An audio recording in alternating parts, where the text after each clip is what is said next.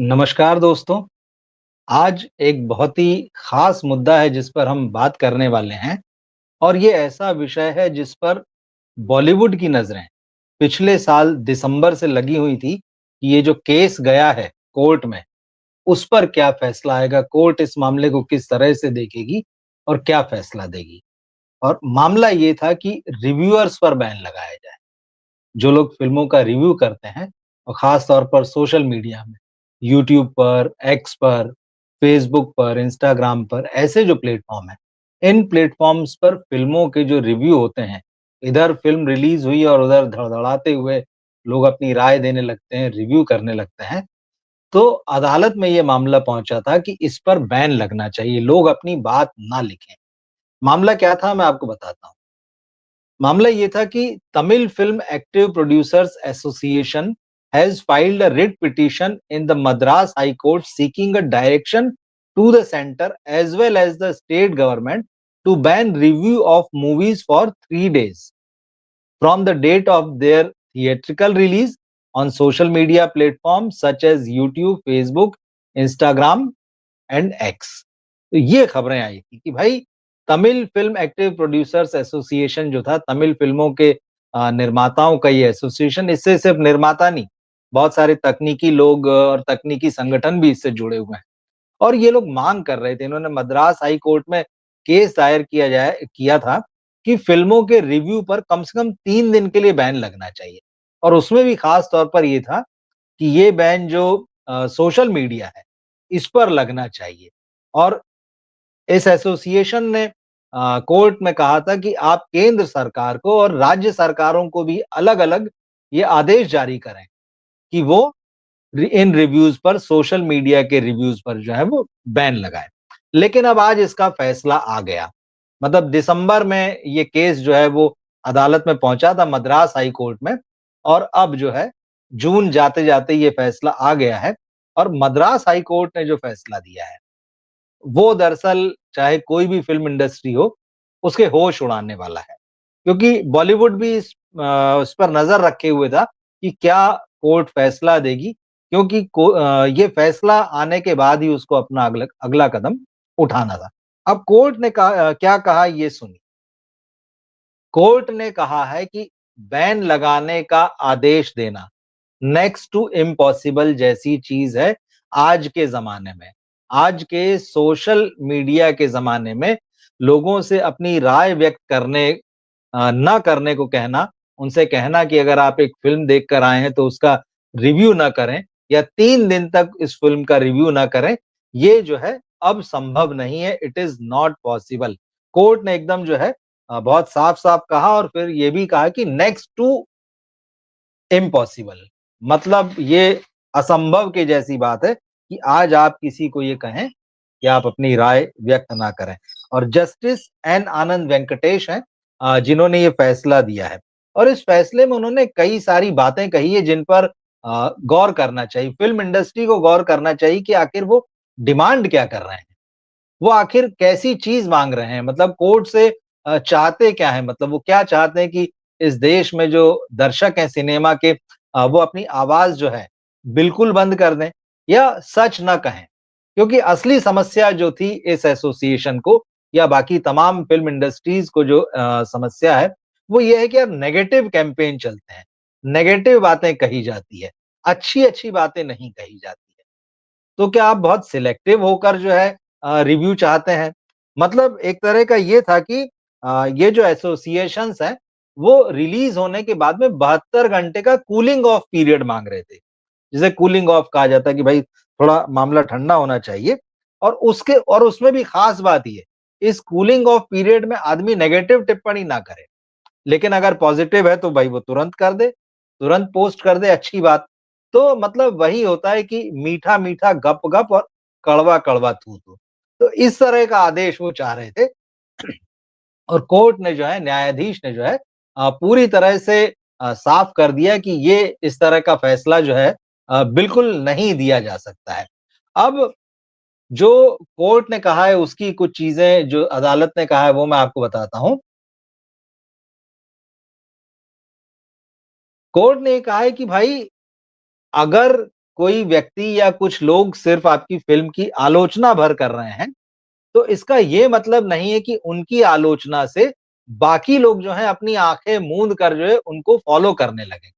बिल्कुल ठीक बात है, अगर मैं या आप कोई फ़िल्म देखते हैं, हमें वो फ़िल्म पसंद नहीं आती है और हम उसको क्रिटिसाइज़ करते हैं। लेकिन इसका ये मतलब नहीं है कि मेरे कहने से या आपके कहने से बाकी सारे लोग उस बात को मान लेंगे और ब्लाइंडली जो है उसको फॉलो करने लगेंगे और कहेंगे कि नहीं भाई फला-फला रिव्यूअर ने कहा है, फला-फला दर्शक ने कहा है, फला व्यक्ति ने एक्स पर लिखा है, फला ने इंस्टाग्राम पर डाला है, फला ने यूट्यूब पर रिव्यू दिया है। तो क्योंकि उसने नेगेटिव कहा है, तो हम ये फ़िल्म नहीं देखेंगे। ऐसा नहीं होता है। कोर्ट ने बाकायदा कहा कि ओपिनियन जो होते हैं, वो पर्सन टू पर्सन डिफर करते हैं।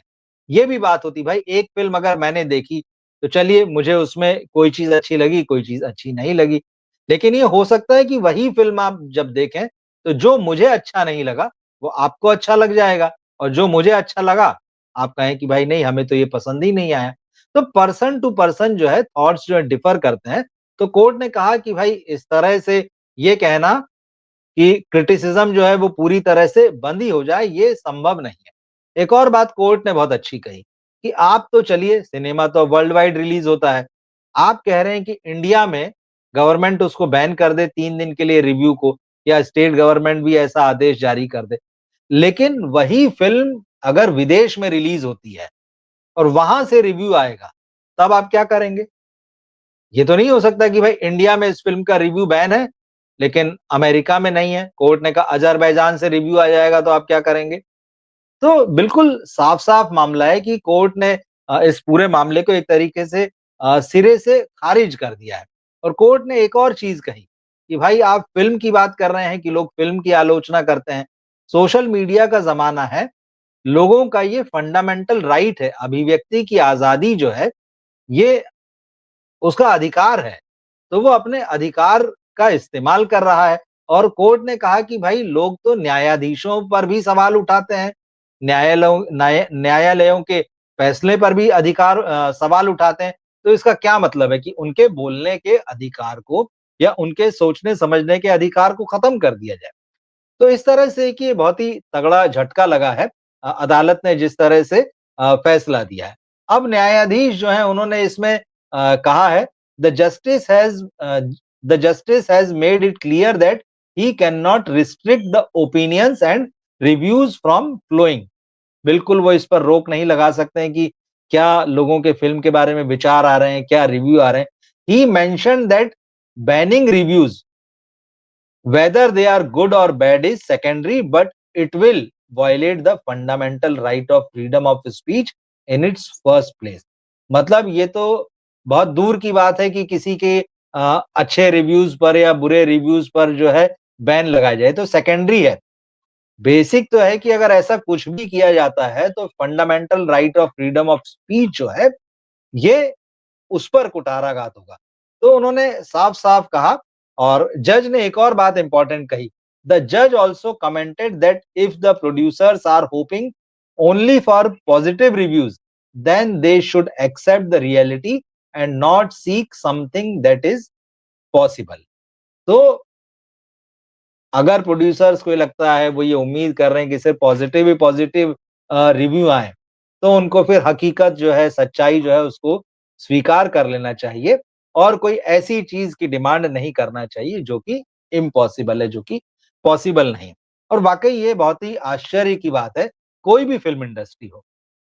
अब जब तमिल इंडस्ट्री ने ये कोर्ट में केस डाला था, तो इसके बाद तेलुगु वाले भी तैयारी कर रहे थे। तेलुगु वालों को भी ये बड़ी शिकायत है और ख़ास तौर पे पिछले 1 डेढ़ साल में तो ये बहुत ज़्यादा बढ़ गई है, क्योंकि कई बड़ी-बड़ी फ़िल्में जो हैं साउथ में फ्लॉप हुई। ख़ास तौर पे जैसे कमल हसन की फ़िल्म इंडियन 2 पिछले साल आई थी। इस साल जैसे अभी कमल हसन की ही ठग लाइफ़ जो है, ये फ़िल्म जो है बुरी तरह से बॉक्स ऑफिस पर जो है एक तरीके से आप कहिए कि क्रैश हो गई बिल्कुल ये फ़िल्में। और भी बड़ी-बड़ी फ़िल्में थी। तो ये कहा गया, ये आरोप लगाए तेलुगु प्रोड्यूसर्स ने कि भाई बहुत सारे लोग सोशल मीडिया में इस तरह के हैं कि वो मिलकर मूवमेंट चलाते हैं। वो मिलकर किसी फ़िल्म के खिलाफ प्रचार करते हैं, वो मिलकर किसी एक्टर के खिलाफ जो है लामबंद हो जाते हैं और उसके अगेंस्ट में इतनी नेगेटिव टिप्पणियाँ करने लगते हैं कि इससे बाकी जो जनता होती है, जो रिव्यूअर्स को देख सुन रहे होते हैं, उन पर इसका असर पड़ता है और वो फ़िल्म देखने नहीं जाते हैं। नतीजा ये होता है कि फ़िल्म का बॉक्स ऑफिस जो है वो बुरी तरह से अफ़ेक्ट होता है। लेकिन कोर्ट ने इस लॉजिक को जो है बिल्कुल खारिज कर दिया है और कहा है कि भाई प्रोड्यूसर्स को सच्चाई जो है वो स्वीकार करनी चाहिए। अब मज़े की बात देखिए, प्रोड्यूसर्स जो हैं, किसी भी इंडस्ट्री के हों, वो चाहते हैं कि उनकी फ़िल्म को सिर्फ़ अच्छा-अच्छा कहा जाए। लेकिन रिव्यू का काम क्या है? रिव्यूअर का काम क्या है? रिव्यूअर जो है उन चीज़ों को पॉइंट आउट करता है, जो उस फ़िल्म को कमज़ोर बना रहे होते हैं। रिव्यूअर ये बताता है कि कोई फ़िल्म जो है दर्शक को न केवल कितना एंटरटेन करेगी, बल्कि अपने समय के लिए वो फ़िल्म कितनी प्रासंगिक है। एक कलाकार ने उसने उसमें कैसे काम किया है, एक डायरेक्टर ने उसमें कैसा डायरेक्शन दिया है, कहानी लिखी गई है तो कितनी सटीक है, कितनी कसी हुई है, कितनी वो अपने किरदारों के साथ न्याय करती है, ये सारी चीज़ें और इसके अलावा म्यूज़िक है, वीएफएक्स है, लिरिक्स है, बहुत सारी चीज़ें। अब जबकि ये टीम वर्क है और इसको बहुत ही ये मानते हैं हम कि बड़े कमिटमेंट के साथ में लोग करते हैं। लेकिन आखिरकार बात तो वही कि काम करने वाले भी जो है इंसान हैं, कमियाँ रह जाती हैं। जिस तरह से प्रोड्यूसर्स एग्रेसिव हुए हैं पिछले कुछ सालों में कि नहीं हमको तो सिर्फ पॉजिटिव रिव्यू ही चाहिए, हमको नेगेटिव रिव्यू नहीं चाहिए। केरल वगैरह में इस तरह का एक आध मामला हुआ था जिसमें कि प्रोड्यूसर जो हैं वो पहुँचे थे अदालत में और उन्हें मुझे जहाँ तक याद आता है कोई एक आध फ़िल्म का मामला ऐसा था कि उनको 3 दिन की इसमें राहत भी मिल गई। मुझे ऐसा ध्यान आता है, एग्ज़ैक्ट मुझे चेक करना पड़ेगा पर मुझे इस तरह की कोई चीज़ याद आ रही है। लेकिन आप देखिए बॉलीवुड तो उल्टा काम करता है। बॉलीवुड में बाकायदा रिव्यू खरीद लिए जाते हैं। तो मतलब यहाँ तो खेल ही बदल गया। यहाँ रिव्यू को एक्सेप्ट ही नहीं करना वहाँ तक तो बात ठीक है। लेकिन यहाँ ये किया गया है कि रिव्यू खरीद लो भाई। रिव्यूअर्स को जो है पैसा देकर या किसी तरीके से इन्फ्लुएंस में लेकर जो है उनसे अच्छे-अच्छे रिव्यू ले लो। वो किसी भी तरह का लालच हो सकता है। और बाकायदा ये ट्रेंड चलता रहा बॉलीवुड में, आज भी चल रहा है। आज भी जो है फ़िल्मों के रिव्यू, ट्रेड के फिगर्स और उस फ़िल्म का प्रमोशन जो है, बहुत हाइली अफ़ेक्टेड होता है। बहुत सारे लोग जो हैं सिर्फ़ ट्विटर पे ट्वीट करने का पैसा लेते हैं। उनके पास मैसेज पहुँचता है कि भाई आप हमारी फ़िल्म के बारे में पॉज़िटिव लिखिए और बाकायदा उसके रेट हैं। और सबसे आपको ख़ास बात आपको याद होगी कुछ समय पहले जो आई थी और उसमें हमने शो भी किया था। अल जज़ीरा जो वेबसाइट है, उसने बाकायदा इस पर पूरी स्टोरी की थी, बहुत ही जिसको कहना चाहिए कि रिसर्च के साथ की थी और उसने अपने अपनी टीम जो है वो बॉलीवुड में भेजी थी और वहाँ पर से सारे किस तरह से किसका क्या-क्या रेट है, किस तरह से जो है पेड रिव्यूज़ कराए जाते हैं, उस पर बड़ा डिटेल में काम किया था। और उसका हेडिंग देखिए, फ़िल्म वाले ये कह रहे हैं कि रिव्यू जो है वो फ़िल्म इंडस्ट्री को खत्म कर रहे हैं। फ़िल्म वालों का ये कहना है कि ये जो रिव्यू आते हैं हमारी इंडस्ट्री को खत्म कर रहे हैं, ये फ़िल्मों को नुकसान पहुँचा रहे हैं और अल जज़ीरा ने जो रिपोर्ट दी थी, उसका हेडिंग देखिए क्या लगाया था, Bollywood's dirty secret paid reviews that are killing the industries. असली किलर कौन है? असली किलर वो पेड रिव्यूज़ हैं, क्योंकि जैसे ही आप पेड रिव्यूज़ पे आते हैं, तो आप अपनी कमज़ोरियों की तरफ आँख, कान, नाक जो है वो बंद कर लेते हैं। आप बिल्कुल उस तरफ ना देखना चाहते हैं, सुनना चाहते हैं, उधर उस माहौल में क्या हलचल है, वो कोई गंध ही आप नहीं लेना चाहते हैं। आप एकदम उसकी तरफ से अपने आप को काट लेते हैं, कि हमें सुनना ही नहीं क्योंकि हमको ये लग रहा है मतलब फ़िल्म इंडस्ट्री को ये लग रहा है कि हम जो कर रहे हैं वही सब कुछ है। उसके अलावा तो कुछ हो ही नहीं रहा है और इसके लिए वो जो रेट कार्ड बने, झूठी तारीफ़ें करने के लिए किसको कितना पैसा मिलेगा, क्या मिलेगा और इस तरह की सारी चीज़ें जो है इसमें रिपोर्ट में खुलकर आ गई थी सामने। तो अब एक तरफ तो ये है कि आप कहते हैं कि रिव्यूअर्स जो हैं वो इंडस्ट्री को खत्म कर रहे हैं। रिपोर्ट जो आती मीडिया में वो बताती कि पेड रिव्यू खत्म कर रहे हैं। और इस बात से भी अब किसी को मतलब कोई छुपी हुई बात नहीं है कि फ़िल्म इंडस्ट्री के कई लोग इस बात को एक्सेप्ट कर चुके हैं कि पेड रिव्यू जो हैं, उनकी फ़िल्मों के लिए उन्होंने लिए हैं, लोगों को इन्फ्लुएंस किया है और इस बात को भी एक्सेप्ट कर चुके हैं कि अब ऑडियंस के बीच में और फ़िल्म मेकर्स के बीच में भरोसा जो था वो टूट गया है। और उस भरोसे के टूटने की सबसे बड़ी वजह है ये जो पेड रिव्यू या जो फेक रिव्यूअर्स हैं, इसके अलावा बीच में एक इन्फ्लुएंसर्स की पौध पैदा हो गई।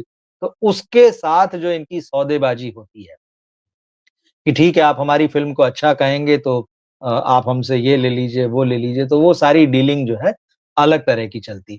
तो हकीकत ये है कि दर्शक इसलिए फ़िल्म नहीं देखने जाता है कि आप खराब सिनेमा बनाते हैं। हकीकत ये है कि आपका दर्शक से जो कनेक्ट जो है, वो पूरी तरह से खत्म हो चुका है। दर्शक क्या चाहता है आपको पता नहीं, दर्शक की नब्ज़ को आप पढ़ नहीं पाते हैं। आपको लगता है कि हमारे पास पैसा है, इफ़रात पैसा है, हम सिनेमा बनाते रहेंगे। आपको लगता है कि नेपो किड्स को हम एक के बाद एक लॉन्च करते रहेंगे और दर्शक उनको देखने के लिए आते रहेंगे। आपको लगता है कि हम फ्राइडे मॉर्निंग में अगर अखबार में भर के एक विज्ञापन दे देंगे पूरे पेज का, आधे पेज का, क्वार्टर पेज का या सोशल मीडिया में ऐसे पोस्टर पाट देंगे बिल्कुल, जिनमें 4 सितारे और 5 सितारे जो हैं वो फ़िल्म के बारे में रेटिंग के रूप में लगे होंगे। तो ये सारी बातों से दर्शक जो है वो बहल जाएगा और दौड़ा चला आएगा हमारी फ़िल्म देखने के लिए। सच्चाई ये है कि दर्शक अब इन सारी चीज़ों को जान चुका है और अदालत का फैसला भी इस बात की पुष्टि करता है कि आप किसी को बोलने से नहीं रोक सकते। क्योंकि आप भी पूरी ताकत से झूठ बोल रहे हैं। मज़े की बात ये है, आप जो आदमी पैसा खर्च करता है, जो आदमी कम से कम 200 ₹250 का टिकट खर्च करता है, हॉल तक जाता है, पार्किंग में पैसा देता है, अगर वो थिएटर में जाता है तो चाय, कॉफ़ी, स्नैक्स कुछ लेता है, कोल्ड ड्रिंक लेता है, वो पैसा खर्च करता है और वो 500-800 रुपए खर्च करता है और उसके बाद आप कहते हैं कि अगर उसे फ़िल्म पसंद नहीं आती है, तो वो बोले भी ना। ये कैसे संभव है? अगर एक आदमी पैसा लगाकर आपकी फ़िल्म देख रहा है, तो बिल्कुल उसको ये राइट है, ये बोलने का कि उसे वो फ़िल्म कैसी लगी। अच्छी लगेगी, तो वो बोलेगा अच्छी लगी और इस बात से आप खुश होंगे। लेकिन अगर उसे अच्छी नहीं लगी और वो कहेगा कि मेरा पैसा बर्बाद हो गया है, ये फ़िल्म पैसा वसूल नहीं है, तो ये बात आपको बुरी लगेगी। तो ये चीज़ें जो है तो इस तरह से प्रोड्यूसर भी जो है एक तरफ बहुत ज़िद्दी हो गए हैं और जिसे बोलते हैं ना साम, दाम, दंड, भेद, हर तरह से उनको अपनी फ़िल्म के लिए अच्छा रिव्यू चाहिए, हर तरह से अपनी फ़िल्म के लिए जो वर्ड ऑफ माउथ है वो बढ़िया चाहिए। तो आप अपनी पूरी ताकत लगा रहे हैं। अब जब रिव्यू कहीं कमज़ोर पड़ने लगता है तो आप क्या करते हैं? थिएटर्स में अपने कुछ लोगों को भेजते हैं। फिर उसके बाद में वहाँ शोर मचाते हैं, कोई सीन आता है, खूब तालियाँ बजती, सीटियाँ बजती है, तो उसके वीडियो बनाए जाते हैं और वो जो वीडियो पेड लोगों को देकर बनाए गए होते हैं, फिर आप उसका सोशल मीडिया में प्रसारण करते हैं। फिर आप उसको प्रसारित करते हैं और फिर लोगों के दिमाग को इन्फ्लुएंस करने की कोशिश करते हैं कि देखो, अरे हॉल में तो सीटियाँ बज रही है, हॉल में तो तालियाँ बज रही है, हॉल तो भरा पड़ा है, लोग तो तारीफ कर रहे हैं। तो झूठ बोलकर आप भी लोगों को उतना ही अपने असर में लेना चाह रहे हैं। तो आपकी तरफ से कोई कमी नहीं है। लेकिन ऐसे में अगर दर्शक आते हैं या रिव्यूअर आते हैं और वो सच्चाई कहते हैं, तो फिर बहुत बुरा लगता है कि ये क्यों बोल रहे हैं। ये बात सही है कि फ़िल्म बनाना जो है कोई मतलब बच्चों का खेल नहीं है या ऐसा नहीं है कि 100, 200, हज़ार रुपए में या लाख रुपए में फ़िल्म बन रही है। ये करोड़ों का बिज़नेस आपने बना दिया है। सिनेमा आर्ट था, लेकिन आपने इसको बिज़नेस बना दिया और इसे आप बिज़नेस की तरह कर रहे हैं। तो जब आदमी बिज़नेस करता है तो उसको इस बात से कोई मतलब नहीं होता है कि वो जो चीज़ बनी है कैसी बनी है। उसको ये लगता है कि हमने माल बनाया है, हमको इस पे मुनाफ़ा कमाना है। तो इसीलिए फ़िल्मों में अब जो है, फ़िल्म नहीं बनती है। पूरी तरह से वो जो होता है प्रोजेक्ट होता है। तो जब आप प्रोजेक्ट बनाते हैं तो पैसा कमाने के लिए बनाते हैं और उसमें भी भाँति-भाँति के हथकंडे अपनाए जाते हैं। आप जब फ़िल्म बनाते हैं आज की डेट में तो तय कर लेते हैं अच्छा ये पैसा सैटेलाइट से आएगा, ये पैसा म्यूज़िक से आएगा, ये पैसा ओटीटी से आएगा। शेयरिंग हो जाती है आपकी सबके साथ। आप फ़िल्म नहीं बनाते, आप प्रोजेक्ट बनाते हैं। लेकिन आप ये चाहते हैं कि आपका वो जो प्रोजेक्ट है, जब एक प्रोडक्ट में बदल गया है, तो उस प्रोडक्ट की सिर्फ़ तारीफ़ ही तारीफ़ हो। लेकिन ऐसे हो नहीं सकता। कोई भी अगर आप सिनेमा छोड़ दीजिए, आप कोई दूसरा अगर आप साबुन भी खरीदने जाते हैं, तो आप जब उसको अगर वो अच्छी क्वालिटी का नहीं निकलता है, तो आप कहते हैं कि अरे ये साबुन मार्केट में नया आया है, ये बढ़िया नहीं है। भले ही उसको कोई भी हीरो बेच रहा हो, चाहे हीरोइन बेच रही, आप उसको रिजेक्ट कर देते हैं। कोई वॉशिंग मशीन हो सकती है, कोई व्हीकल हो सकता है, कोई भी चीज़ हो सकती है, कोई भी ब्रांड हो सकता है। अगर वो प्रोडक्ट अच्छा नहीं है, तो आदमी बोलता है और कंपनीज़ फिर उस पर विचार करती हैं। कई बार उन प्रोडक्ट्स को जो है वो वापस ले लिया जाता है, उसमें सुधार करके वापस लाया जाता है। लेकिन सिनेमा में ये गुंजाइश नहीं, ये बात सही है। लेकिन सिनेमा जो है पहले ईमानदारी से करने का काम है।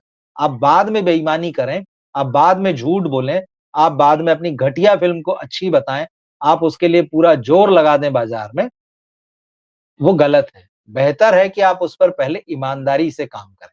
लेकिन बॉलीवुड में ईमानदारी जैसा शब्द जो है अब कहीं खो चुका है। जो बेसिक चीज़ है राइटिंग उसी को लेके किसी की परवाह नहीं है, तो बाकी सारी चीज़ों को आप क्या कह सकते हैं। तो कोर्ट ने ये जो बहुत ही इस तरह का फैसला दिया है कि ये बहुत सारे लोगों को अब परेशान करने वाला है फ़िल्म इंडस्ट्री में, जो ये सोच रहे थे कि अगर कोर्ट का फैसला अगर तमिल इंडस्ट्री के पक्ष में आता, जैसे मैंने कहा तेलुगु वाले लोग भी लाइन में खड़े थे कि चलिए हम भी इस तरह का फैसला कोर्ट से लेने की कोशिश करेंगे अपने फ़ेवर में। बॉलीवुड में भी बहुत सारे लोग इस उसमें थे कि कब ये रिव्यू बंद हो सोशल मीडिया में होने वाले, यूट्यूब पर, इंस्टाग्राम पर, एक्स पर ये परेशान करते हैं, क्योंकि ये नेगेटिव होते हैं।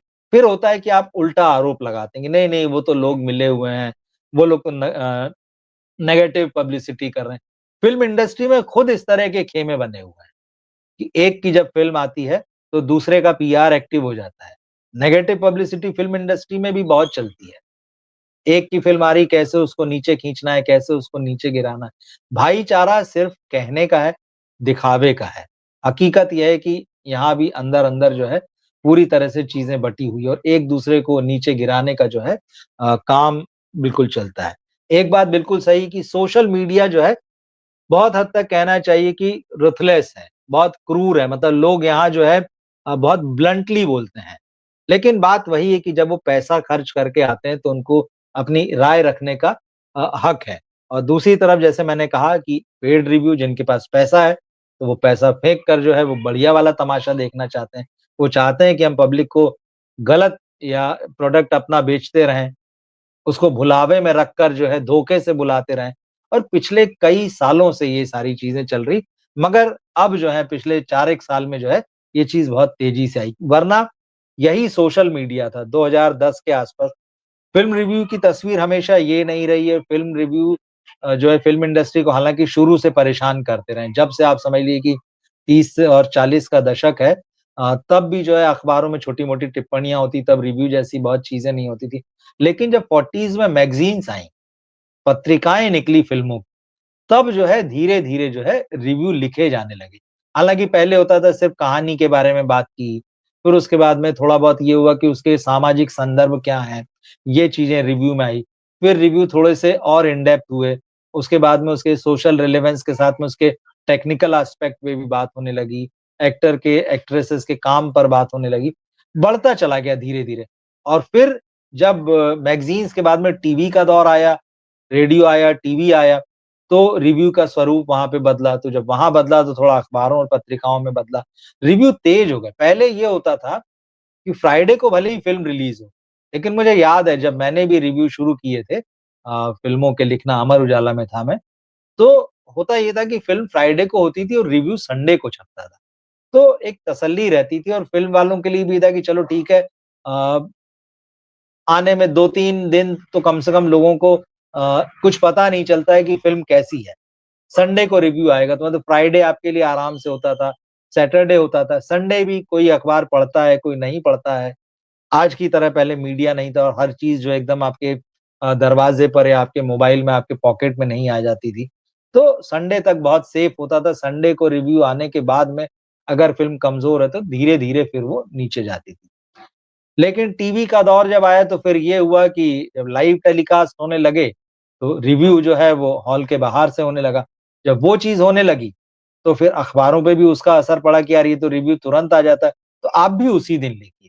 तो मतलब फ्राइडे को फ़िल्म देखना है, फ्राइडे को ही रिव्यू करना है। यहाँ से फ़िल्म इंडस्ट्री को थोड़े झटके लगने लगे कि यार क्या करें मतलब आज रिलीज़ हुई और अगले दिन लोगों ने पढ़ लिया। तब भी कम से कम ये था अखबार में कि चलो फ्राइडे आ रही है, तो रिव्यू सैटरडे को आएगा। तो वो टाइम कम हो गया 1 दिन कि चलो संडे आएगा तो वो सैटरडे होगा। मैनेज करने की कोशिश हुई किसी तरह से मीडिया में कि भाई नहीं इसको संडे ही रहने दो। लेकिन खबरों की रफ्तार तब तक बढ़ चुकी थी टीवी आने के बाद। लेकिन उसके बाद से जब सोशल मीडिया आया, जब लोग सीधे देख कर आए और लिखने लगे, तो फिर इसकी रफ्तार जो है बहुत तेज़ हो गई और वो जो सिनेमा का बिज़नेस जो था, लगभग सिर्फ़ 3 दिन पे सिमट के रह गया। क्योंकि आदमी देख कर आता फ़ेसबुक पर लिखता, आदमी देख कर आता ट्विटर पर लिखता, आदमी देखता इंस्टाग्राम, फिर तो धीरे-धीरे सब कुछ बढ़ गया यूट्यूब। अब ये रफ्तार बहुत तेज़ होकर इतनी हो चुकी है कि हॉल में बैठे-बैठे आदमी लिखता रहता है कि अरे! फ़िल्म शुरू हो गई है, 15 मिनट हो गए, मज़ा नहीं आया। फर्स्ट हाफ का रिव्यू किया जाता है। मीडिया में आपको कई फ़िल्में ऐसी भी मिलेंगी जब जो कि बहुत ही बड़ी और जिसको कहना चाहिए कि बड़ी ऐसी फ़िल्म होती है जिसकी कि दर्शकों को बड़ा इंतज़ार है। तो अब पता चलेगा कि फर्स्ट हाफ का रिव्यू कर दिया, अभी सेकंड हाफ का रिव्यू आना है। मतलब मिनट टू मिनट वाला मामला चल रहा है और ये चीज़ जो है फ़िल्म इंडस्ट्री को बहुत परेशान कर रही है। लेकिन बात यही है कि समय के साथ मीडियम बदलते हैं, समय के साथ रफ्तार बदलती है, तो आपको भी बदलना पड़ेगा। ये सारी चीज़ें इसी बात की तरफ इंडिकेट कर रही हैं कि आप बढ़िया प्रोडक्ट बनाइए। अगर आप सिनेमा बना रहे हैं, तो सिनेमा के साथ जस्टिस कीजिए। आप लोगों को बेवकूफ़ मत बनाइए।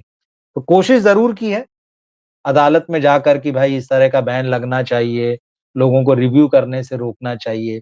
लेकिन रिव्यू रोक के क्या होगा? बात फिर वही है जैसे मीठा-मीठा जो है वो गप है और कड़वा-कड़वा थू है। अगर कोई अच्छा रिएक्शन लिखे तब तो ठीक है, ना लिखे तो भाई फिर उस पर बैन लग जाए। जैसे आज ही एक फ़िल्म रिलीज़ हुई है कणप्पा। अब साउथ की ये फ़िल्म 2 दिन पहले इसके मेकर्स ने जो है, एक बड़ा लंबा-चौड़ा चौड़ा खर्रा जो है वो सोशल मीडिया में डाल दिया और ल उसमें लिखा कि अगर किसी ने भी इस फ़िल्म का नेगेटिव रिव्यू किया, इस फ़िल्म के बारे में नेगेटिव बातें की, इस फ़िल्म को समझे बगैर लिखा, इस फ़िल्म की कहानी के रेफरेंसेस को समझे बगैर आपने गलत टिप्पणियाँ की, तो हम कोर्ट में चले जाएँगे। मतलब ये इनडायरेक्टली आपको धमकाना होता है कि आप जो है इस फ़िल्म का रिव्यू ना करें, अगर आपको पसंद नहीं आ रही तब भी चुप रहें। इनडायरेक्टली ये फ़िल्म का जो मैंने कहा कि वो जो पोस्ट आया था सोशल मीडिया में आप देख सकते हैं, कणप्पा के प्रोड्यूसर्स ने जो डाला, तो इनडायरेक्टली उन्होंने धमकी दी थी कि अगर आप इस फ़िल्म को लेके नेगेटिव बात करेंगे, तो हम आपके खिलाफ कोर्ट भी जा सकते हैं। लेकिन बात ये है कि अगर आपने एक कहानी कही और मुझे वो लगा कि यार ये कहानी ठीक नहीं है, तो क्या मैं ये कह नहीं सकता कि ये कहानी सही नहीं है? अगर मुझे लगा कि ये फ़िल्म तकनीकी रूप से कमज़ोर है या ये फ़िल्म जो है एंटरटेन नहीं करती है, बहुत लंबी फ़िल्म है, तो मैं नेगेटिव बात नहीं कह सकता हूँ। तो इन एक तरीके से उन्होंने दर्शकों को या समीक्षकों को पहले से ही जो है वो डराने का काम किया कि भाई अगर आपने कुछ नेगेटिव कहा, तो फिर आप समझ लीजिए कि हम जो है अदालत में चले जाएँगे, तो आप अदालत में जाने के लिए तैयार रहिए। लेकिन अगर अच्छी बात है, तो आप बहुत भर-भर के लिखिए सोशल मीडिया में, अपने अकाउंट पे लिखिए, वीडियो बनाइए और खूब तारीफ़ कीजिए फ़िल्म की। तो ये भी एक अप्रोच है। लेकिन अब जो कोर्ट का फैसला आया है मुझे लगता है कि वो तमाम तरह की फ़िल्म इंडस्ट्रीज़ के लिए एक उनकी जो उम्मीद थी कि शायद हमें यहाँ से राहत मिलेगी, लेकिन कोर्ट ने अपने हिसाब से बिल्कुल सही फैसला दिया और कहा कि भई आपको ये एक्सपेक्ट नहीं करना चाहिए कि आपने अगर तारीफ़ की है आपने अगर फ़िल्म बनाई है, तो उसकी सिर्फ़ तारीफ़ ही तारीफ़ होगी। लोग अपने हिसाब से, अपने नज़रिए से तमाम चीज़ों को देखते हैं और हमें उसका सम्मान करना चाहिए। तो ये इंटरेस्टिंग है, अब इससे कहीं न कहीं झटका तो बॉलीवुड को भी लगेगा क्योंकि वो भी इस फिराक में था कि ऐसा कोई फैसला आए तो हम भी आगे बढ़ें और जाएँ और बात करें। तो अब ये जो फ्री स्पीच को कर्टेल करने वाला मामला है ये तो हो नहीं रहा।